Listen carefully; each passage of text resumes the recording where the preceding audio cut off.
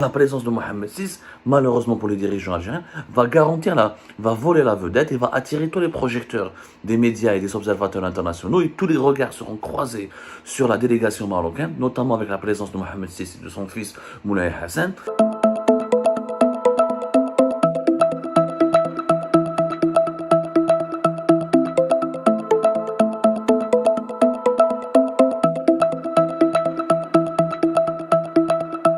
Par cette annonce presque officielle, qui n'est pas encore officielle, une confirmation officieuse de plusieurs obtenus que nous avons obtenus auprès de plusieurs sources médiatiques et diplomatiques algériennes et marocaines concernant l'arrivée ou la participation prochaine de le roi marocain Mohamed VI et son fils, le prince héritier Moulay Hassan, aux travaux du 31e sommet de la Ligue arabe, ou le 31e sommet des chefs d'État de la Ligue arabe, qui sera organisé à Alger dans 2 semaines, le 1er et le 2 novembre prochain.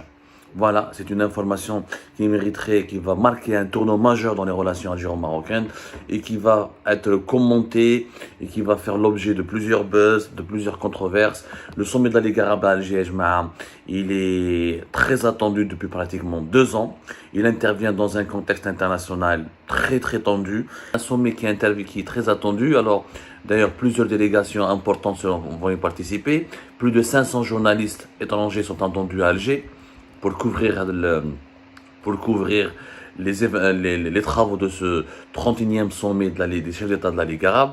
Il y aura des invités étrangers aussi, il n'y aura pas des représentants d'autres entités internationales ou de pays étrangers, par exemple le président sénégalais Macky Sall, qui est officiellement le président de l'Union africaine, en sa qualité de président premier responsable de l'Union africaine, il va participer à ce sommet. Le président de l'Azerbaïdjan, Ilham Aliyev, qui vient en qualité normalement de président du mouvement des non-alignés, qui devra assister aux travaux du sommet de la Ligue arabe, comme le secrétaire général des Nations Unies, Antonio Guterres, qui est attendu aussi à Alger, comme le secrétaire général de l'Organisation de la coopération islamique, Hissem Brahim Taha, qui a été invité lui aussi par les autorités algériennes. Donc, il n'y a pas officiellement, normalement, tous les chefs d'État arabes ont confirmé leur participation.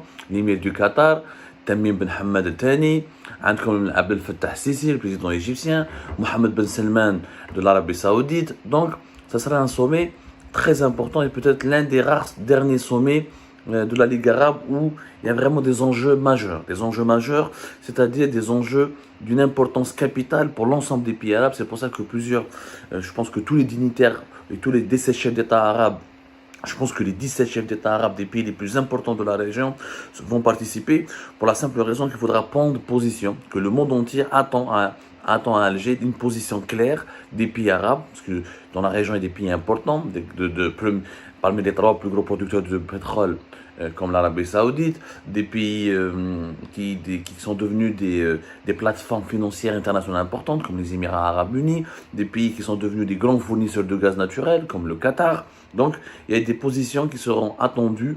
Et la position de ces pays-là sur le conflit ukrainien, sur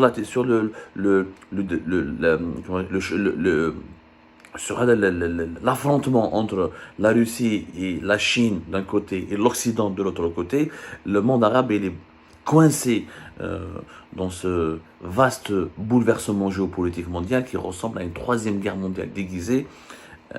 Les dirigeants arabes devront discuter de tout cela et adopter une position commune peut-être, ou là essayer de trouver des solutions, comment défendre leurs intérêts sans s'aligner aux côtés d'un camp au détriment d'un autre. Malheureusement, pour l'Algérie en tout cas, parce que l'Algérie a travaillé énormément pour que ce sommet soit une réussite et l'Algérie avait une opportunité en or.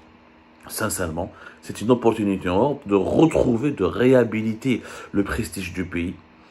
Après plusieurs années de disparition sur la scène diplomatique mondiale en raison de la maladie affaiblie et de la maladie handicapante de Abdelaziz Bouteflika, notamment de 2016 jusqu'à 2019, l'Algérie, à travers ce sommet, voulait être réhabilitée sur la scène mondiale et voulait redevenir un acteur diplomatique important, pour ne pas dire incontournable, dans les efforts diplomatiques pour la recherche de solutions autour des conflits qui menacent la paix mondiale, notamment la paix et la stabilité régionale au niveau de l'Afrique du Nord et du Moyen-Orient.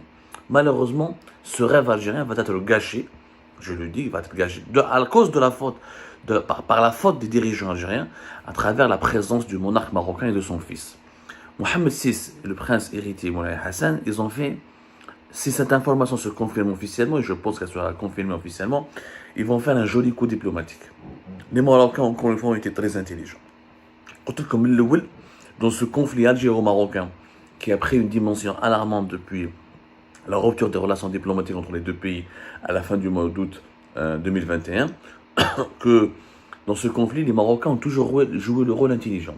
Le rôle de l'agressé, de la victime, de celui qui n'est pas énervé, de celui qui n'est pas agressif, de celui qui n'est pas, qui est calme, qui garde son sang-froid, de celui qui fait toujours des propositions pour faire la paix.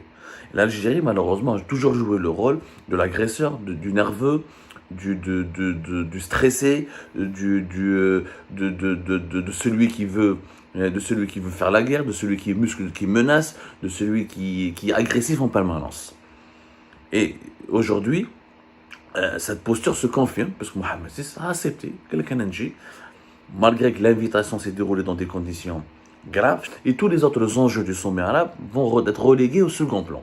Pour une raison qui est simple, l'Algérie officiellement considère le Maroc comme son ennemi.